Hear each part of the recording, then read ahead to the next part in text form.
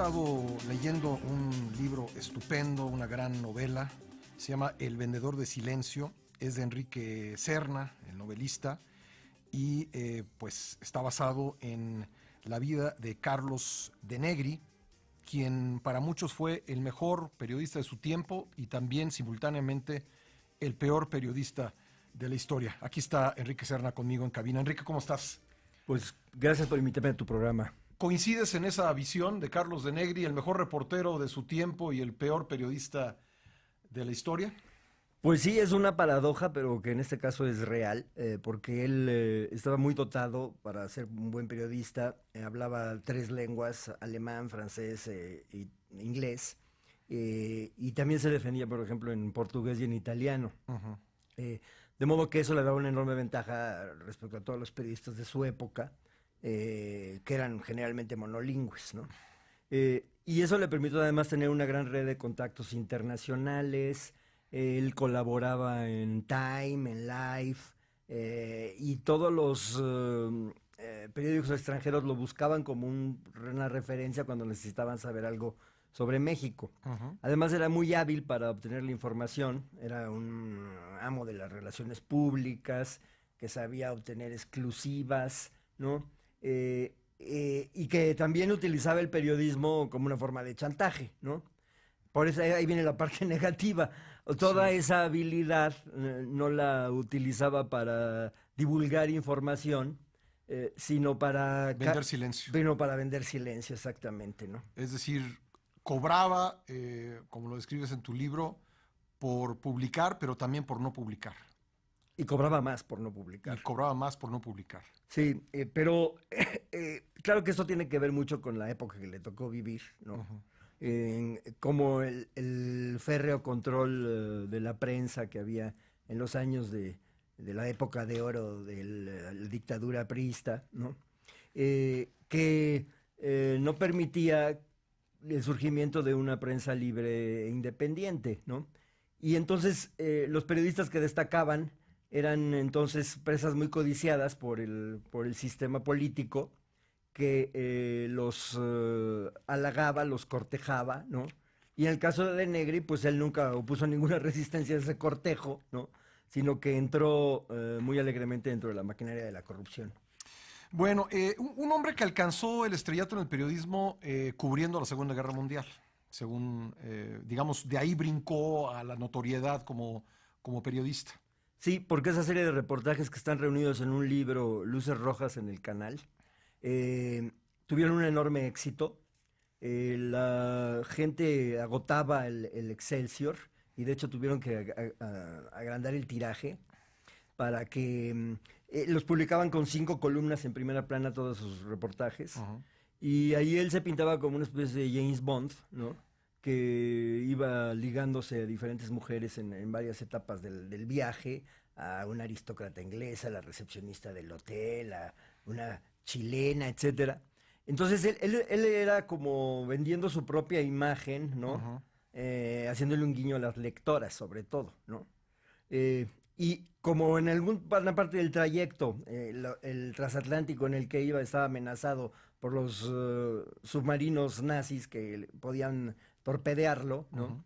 Entonces dejó de colaborar 2 o 3 días precisamente por una amenaza de torpedo. Y la gente pensó que se había muerto. Y creyeron que se había muerto. Y eso redobló la expectación, ¿no? Del público. Y entonces eso lo convirtió en una celebridad, ¿no? Uh-huh. Esa serie de reportajes. Y a partir de entonces es cuando empieza a ser utilizado él como una especie de portavoz extraoficial del gobierno en su columna Fichero Político, que salía los domingos, Uh-huh. ¿no? Y que tuvo durante 15 o 20 años, hasta el año 62, en donde ya la suprimió. Cuando entró Becerra Acosta al dirigir el Excelsior, se suprimió esa columna, ¿no? En lo que lo mismo daba un apapacho a un político que un coscorrón, ¿no? Según lo cuentas en el libro y cómo efectivamente fue. Sí, él era utilizado, ¿no? Para mandar mensajes, ¿no? Desde la presidencia de la República o desde la presidencia del PRI, Uh-huh. para meter en orden a políticos que estaban tratando de obtener una candidatura a una alcaldía, a una gubernatura, sin tener la bendición de los de arriba, ¿no? era como diciéndole, estate quieto, ¿no? Ya no te muevas.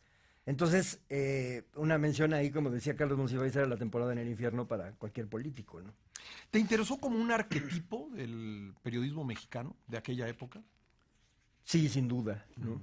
Es un arquetipo que tiene algunas cualidades excepcionales, porque a pesar de que había muchos columnistas del mismo Jaez, De Negri tenía una cierta proclividad a la locura, ¿no?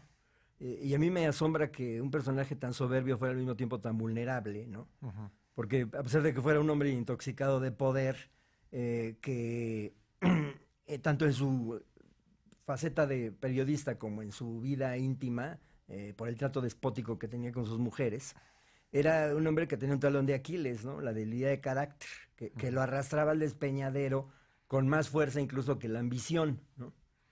Entonces, eso lo convierte para mí en un personaje trágico hasta cierto punto, ¿no? Y que cometía atrocidades, ¿no? Que dependían en gran medida de esa impunidad enorme de la que él gozaba, ¿no? Porque sabía que no le iba a pasar nada si entraba a caballo a la recepción de una clínica, por ejemplo, ¿no? Entonces, Que fue, cuentas, fue en la clínica donde murió su padre. en la clínica donde murió su Y esa padrastro, es una anécdota Ramón, real, Ramón digamos. Pedenegre, Eso sí, ocurrió. eso ocurrió de Sí, verdad. sí. Muchas de esas anécdotas son fidedignas porque tuvieron testigos, Sí. ¿no? Las cometió en público, digamos, ¿no? Sí, tú cuentas al final del libro bueno, que la diferencia entre la historia y la novela es que la historia es cómo sucedieron las cosas y la novela es cómo pudieron haber sucedido. Hay muchas cosas bueno, hay cosas documentadas, como bien dices, y hay también cosas que tuviste que ponerle al final de la historia, ¿no? Sí, hay elementos de ficción, Ujú. ¿no? Porque pues los documentos y los testimonios no completan todo el cuadro, ¿no? De cómo fue la vida de este personaje y prácticamente de ninguno, ¿no? Y sobre todo, la novela, decía Balzac, que es la historia de la vida privada de las naciones, ¿no? Si me limitara a narrar la vida pública del personaje, eso lo puede hacer mejor un periodista o un historiador, ¿no? Ujú, ujú. La novela trata de meterse en la conciencia de un hombre y retratarlo de cuerpo entero, ¿no? Y por eso una buena parte de la novela está dedicada a los amoríos de Carlos de Negri. Casi todos ellos tormentosos. Sí, porque Más para ellas que para él, ¿verdad? Pero también para él. él era un personaje muy característico de la época, ¿no? Que era una época de machismo patológico, ¿no? En donde el hombre confundía las relaciones de poder con las relaciones amorosas, ¿no? Tenía que ser siempre un dominador. Y De Negri, pues es un caso extremo de eso, ¿no? Porque en cuanto veía la menor brote de independencia en alguna de sus mujeres, ¿no? Entonces él reaccionaba con una tremenda violencia, ¿no? Y que fue a la postre pues, lo que le causó la muerte, ¿no? Cuéntanos esa parte. Bueno, esa parte también está documentada en una crónica que escribió su autoviuda, ¿no? Maté a Carlos de Negri, en la que narra el calvario que vivió durante los últimos 2 años de la vida de Negri con él, ¿no? Eh, Tratando de huir muchas veces hacia a su tierra natal, Chihuahua, pero De Negri utilizaba a las policías de los estados, haciendo valer sus influencias políticas para localizarla, ¿no? Y impedirle la escapatoria, ¿no?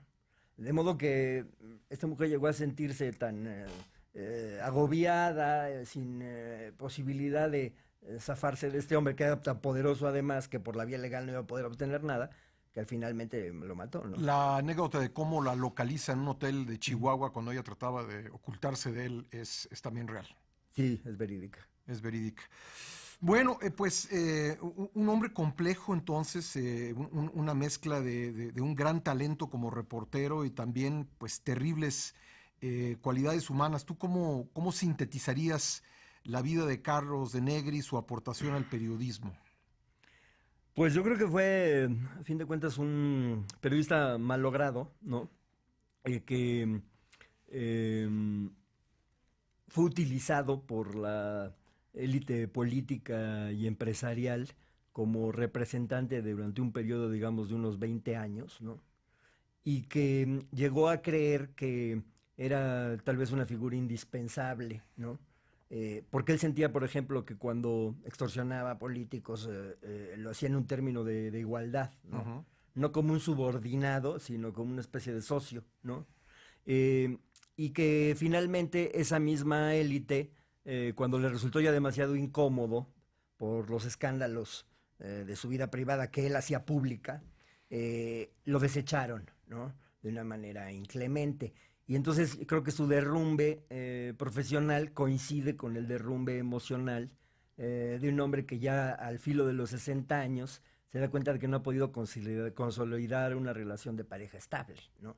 Y que al mismo tiempo está perdiendo todo ese gran poder que había acumulado él como periodista, ¿no? Ahora, tú lo pintas más como un cínico que como un hipócrita. Digamos, era un hombre que asumía el papel que creía que era, tú lo dices, indispensable Ujú. en la maquinaria del sistema político mexicano. Es decir, un hombre que si bien hay algunos toques de hipocresía, porque relatas en el libro que a veces le convenía pasar por un hombre pues, de moral cristiana, generalmente era un hombre que pues tenía un poco esa actitud de sí, que pues soy parte del sistema, si todos ellos son unos vanidosos, si yo puedo cobrar por su vanidad, pues lo hago, ¿no? Era un poco, era más un cínico que un hipócrita.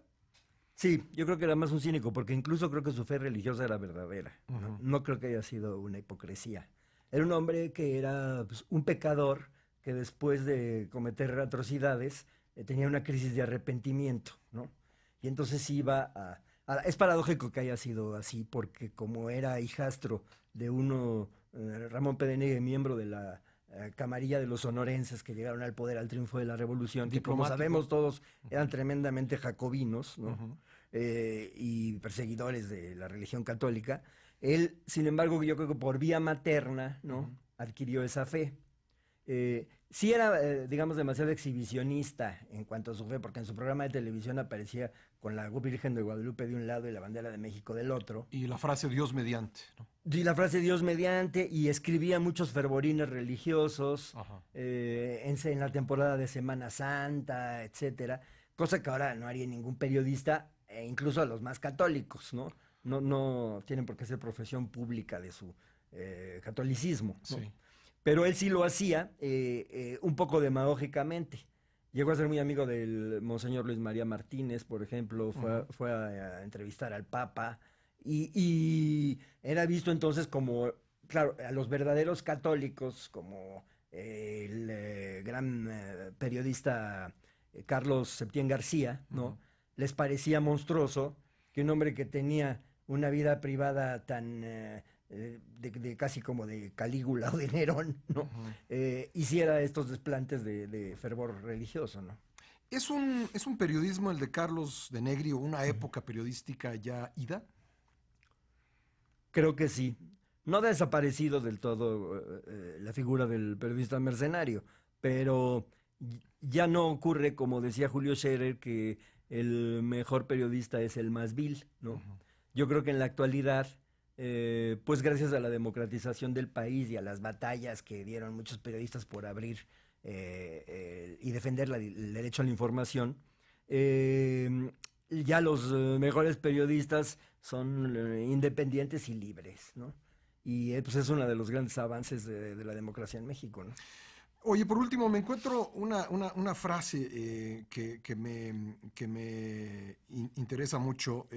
Estás hablando, bueno, está hablando de Negri sobre la campaña de moralización con la que llegó Miguel Alemán al poder y que todos sabemos que, bueno, ese sexenio pues terminó con algunos casos escandalosos de corrupción.